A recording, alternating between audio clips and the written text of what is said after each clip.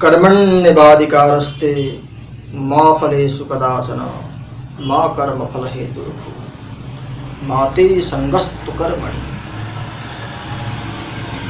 कर्म प्रधान विश्व रचि राखा, जो जसु करहि तसु फल चाखा। कर्मणैव हि संसिद्धिम आस्थिता जनकादयः। शास्त्रकार कर्म को विशेष महत्व देते हैं। भगवान श्री कृष्ण गीता में कहते हैं कर्म करो, फल की आशा मत करो। यदि फल की आशा करके कर्म करते हो तो बाई चांस फल नहीं मिला किसी कारणवश तो तुम्हें दुख की प्राप्ति होगी। इसलिए सिर्फ कर्म करो। फल में तुम्हारा अधिकार नहीं है, फल मुझे चढ़ाओ। श्री कृष्ण कहते हैं फल मुझे समर्पण करो, फल मुझे अर्पण करो, तुम मेरे बन जाओगे। तुम्हें फल की आशा करने की कोई आवश्यकता नहीं पड़ेगी, बिना आशा ही तुम्हें मिल जाएगी। क्योंकि आशा करने से निराशा की प्राप्ति हो सकती है। निराशा का मतलब होता है दुख।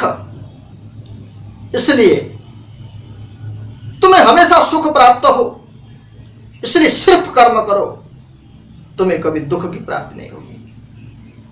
इसलिए कर्म करो। कर्मणैव हि संसिद्धिम आस्थिता जनकादयः।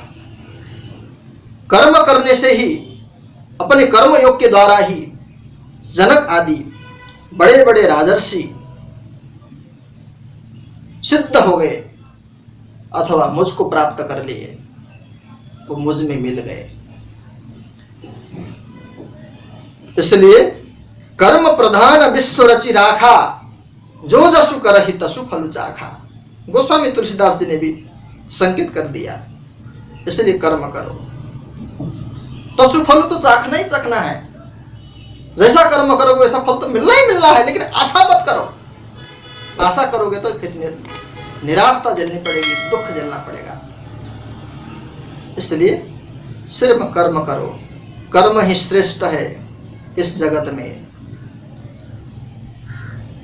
सुखम दुखम भयम क्षेमम कर्मणैव विधीयते। कर्मणा जायते जंतु कर्मणैव विलीयते। सुखम दुखम भयम क्षेमम कर्मणैव विपद्यते।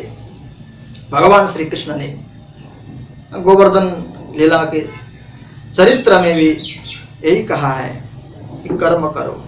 कर्म ही सर्वश्रेष्ठ है।